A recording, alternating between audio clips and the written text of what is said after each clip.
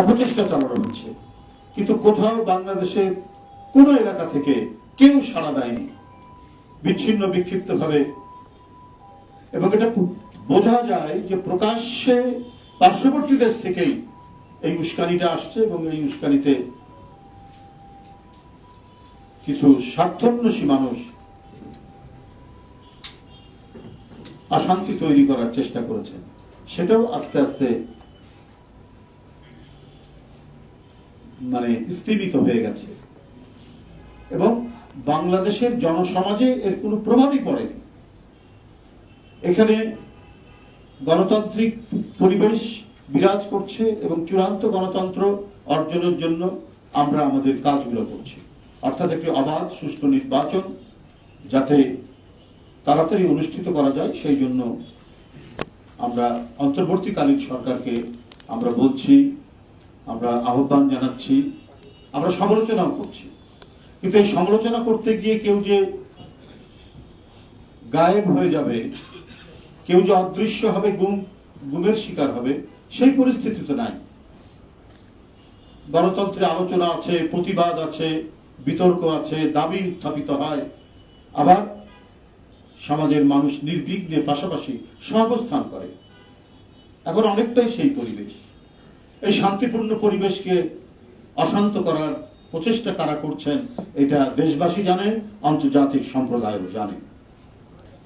ভিন দেশের একজন রাজনীতিবিদের এই প্রস্তাব, অর্থাৎ শীতকালীন অধিবেশন, পশ্চিমবাংলার বিধানসভার শীতকালীন অধিবেশনে বাংলাদেশের স্বাধীনতা ও সার্বভৌমত্বকে অবজ্ঞা ও অপমান করার শামিল।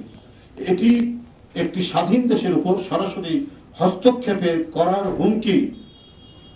বাংলাদেশের জনগণ পশ্চিমবাংলার মুখ্যমন্ত্রীর এহেন বক্তব্যে বিস্মিত ও হতভম্ব হয়েছে।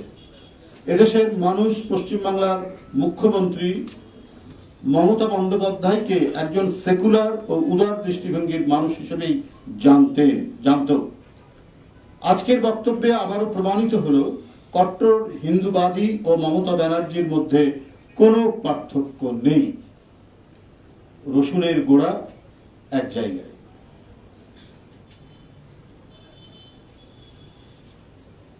ভারতের প্রায় অধিকাংশ রাজনীতিবিদই বাংলাদেশের মানুষের স্বায়ত্তবোধ ও নাগরিক স্বাধীনতাকে মান্য করে না। সেই কাতারে মমতা ব্যানার্জির অবস্থান পরিষ্কার করলেন। এরা নিজ দেশের অন্যায় দেখেও না দেখার ভান করে। গুজরাটের হাজার হাজার মুসলিম হত্যা, সেই ট্র্যাজেডি আজও বিশ্ববাসী বিস্মৃত হয়নি। কাঁটাতারের বেড়ার উপর ফেলানির ঝুলন্ত লাশ এরা কি ভুলে গেছেন? ভারতের কেন্দ্রীয় সাম্প্রদায়িক শাসক গোষ্ঠীর সঙ্গে একই কোরাসে অংশগ্রহণ করে মমতা ব্যানার্জি বাংলাদেশের স্বাধীন মর্যাদাকে অগ্রাহ্য করেছেন তার এই বক্তব্যের মধ্যে দিয়ে। তবে আমরা এটাও বিশ্বাস করি, ভারতে একটি স্ট্রং মিডল ক্লাস আছে, সেখানকার সাধারণ জনগণ একটি গণতান্ত্রিক প্রক্রিয়ার মধ্যে তারা বসবাস করেছে বলে সেখানে তারা স্বাধীন মত প্রকাশ করতে পারে, স্বাধীন দৃষ্টিভঙ্গি তারা আছে। কিন্তু শাসক গোষ্ঠী নানা ধরনের চক্রান্তের ধোঁয়া তুলে কুয়াশায় আবৃত করে মানুষের দৃষ্টিকে অন্যদিকে ফেরানোর চেষ্টা করে। সেখানেও কিছু সংস্কৃত মানা মানুষ, গায়ক, শিল্পীরা বাংলাদেশের প্রতি যে অন্যায় হচ্ছে এবং ভারত যে অন্যায় করছে সেখানেও তারা তুলে ধরছেন। আমরা সেটিকেও আন্তরিকভাবে তাদেরকে ধন্যবাদ জানাই যে না, সেখানেও কিছু মানুষ আছেন যারা সত্য কথা বলছেন। বন্ধুরা, পশ্চিমবাংলার মুখ্যমন্ত্রীর বক্তব্যে মনে হচ্ছে শেখ হাসিনার লুটেরা, খুনি, গুম ও নির্যাতনকারীদের পতন হওয়াতে তারা বিষণ্ণ বেদনায় মুষড়ে পড়েছেন। হত্যা, গুম, খুন, গণহত্যা, নির্যাতন, নিপীড়ন, গণতন্ত্র ধ্বংস করে দুর্নীতির মাধ্যমে লক্ষ লক্ষ কোটি টাকা বিদেশে পাচার করে দেশটাকে ধ্বংসের শেষ প্রান্তে নিয়ে গিয়েছিল শেখ হাসিনার নেতৃত্বাধীন দুরাচারী আওয়ামী ফ্যাসিস্ট সরকার। এখন শেখ হাসিনাকে পুনর্বাসনের জন্য ভারতের প্রচেষ্টার অন্ত নেই। এদেশের মানুষ বিশ্বাস করে বাংলাদেশ থেকে পাচার হওয়া লক্ষ লক্ষ কোটি টাকার একটি বিরাট অংশ বাংলাদেশের প্রতি বিদ্বেষ পরায়ণকারী ভারতের রাজনীতিবিদদের পিছনে খরচ করা হচ্ছে। যে টাকাটা পাচার হয়েছে তার একটি বিরাট অংশ ভারতে নিয়ে যাওয়া হয়েছে এবং সেখানে যে সমস্ত যারা বাংলাদেশের প্রতি বিদ্বেষ পরায়ণ সেখানকার নীতি নির্ধারক এবং রাজনীতিবিদরা তাদের পেছনে খরচ করা হচ্ছে। তা না হলে এখন এভাবে একযোগে বাংলাদেশ বিরোধী জিগির তুলছে কেন ভারতের রাজনীতিবিদ এবং নীতি নির্ধারকরা? এটা এখন সবার মনে এই প্রশ্নটা দেখা দিয়েছে। আমরা এর আগেও বলেছি, বাংলাদেশের রাজনীতিবিদরা যাই বলুক, তারা যে বাংলাদেশের স্বার্থের বিরুদ্ধে কাজ করেন তার প্রমাণ হচ্ছে শুধুমাত্র মমতা ব্যানার্জির কারণেই তিস্তা নদীর পানির চুক্তি বাস্তবায়িত হয়নি। এটা তো আপনারা সবাই জানেন। যতটুকু অগ্রগতি হচ্ছিল সেটাও বাধা দিয়ে বন্ধ করেছেন এই মমতা ব্যানার্জি। অথচ তিনি নিজেকে অসাম্প্রদায়িক বলেন, তিনি সেকুলার বলেন, তিনি উদার রাজনীতিবিদ হিসেবে তিনি মানুষের কাছে তিনি নিজের পরিচয় দেন, কিন্তু মনের গভীরে বাংলাদেশের প্রতি যে বিদ্বেষ এবং মনের গভীরে তারা যে কেউ প্রকৃতপক্ষে সেকুলার নন সেটা আজকে তার বক্তব্যে আবারও প্রমাণিত হল।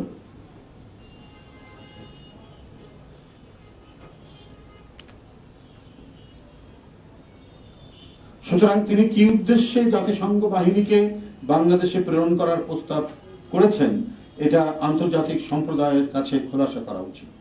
একটি অনির্বাচিত গণতান্ত্রিক ফ্যাসিস্ট আওয়ামী লুটেরা রেজিমকে মদত দিয়ে বিনিময়ে ভারত একতরফাভাবে অনৈতিক স্বার্থ ও ফায়দা হাসিল করেছিল।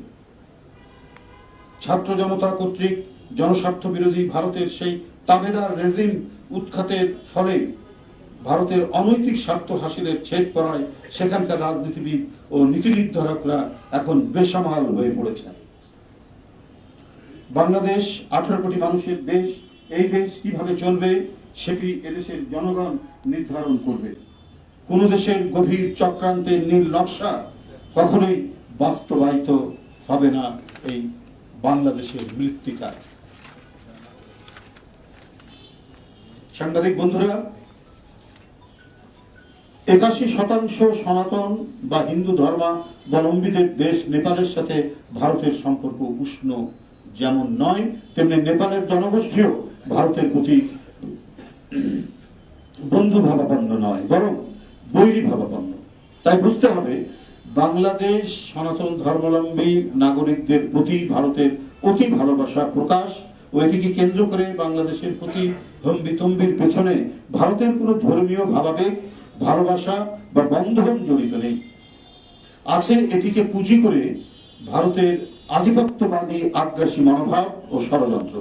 আমি ভারতের পশ্চিমবাংলার মুখ্যমন্ত্রী মমতা ব্যানার্জি তাদের বিধানসভায় দেয়া বক্তব্যের তীব্র প্রতিবাদ ও নিন্দা জানাচ্ছি।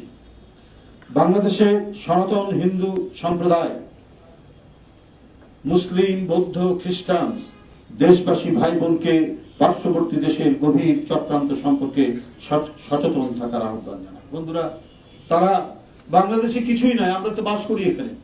কি হচ্ছে এখানে?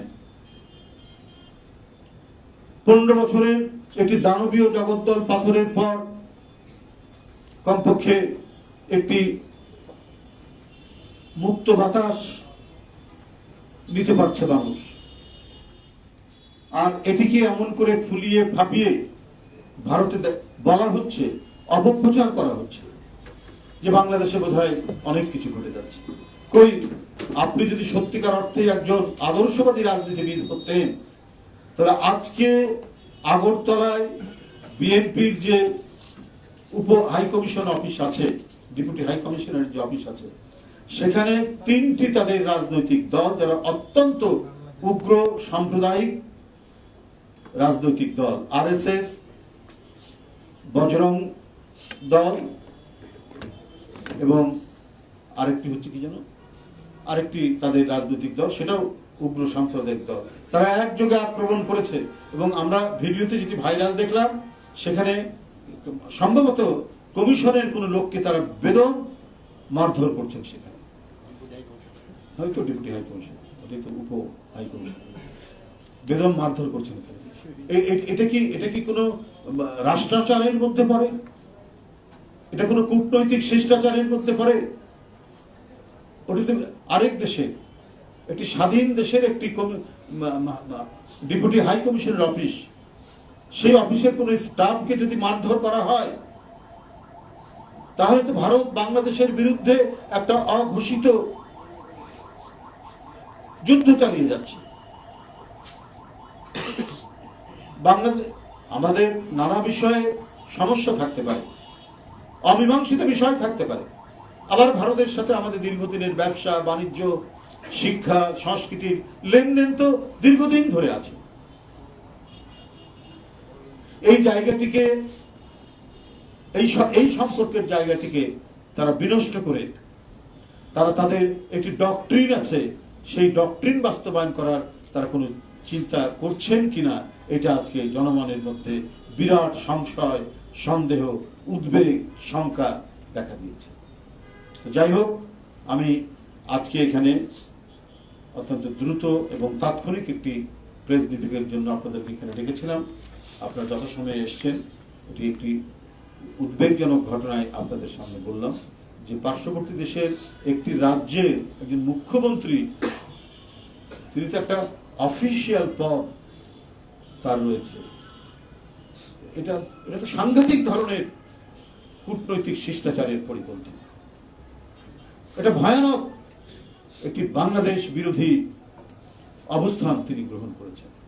আবারও আমি মমতা ব্যানার্জির এই বক্তব্যের তীব্র নিন্দা এবং প্রতিবাদ জানাচ্ছি। ধন্যবাদ সবাই। এখান থেকে ঘুরাবেন না, অন্যদিকে এর মধ্যেই থাকবেন। আপনি বলছেন যে একটা ক্ষুদ্র গোষ্ঠীকে উস্কানি দেওয়া হচ্ছে দেশের মধ্যে এবং নির্দেশ আসছে পার্শ্ববর্তী দেশ থেকে।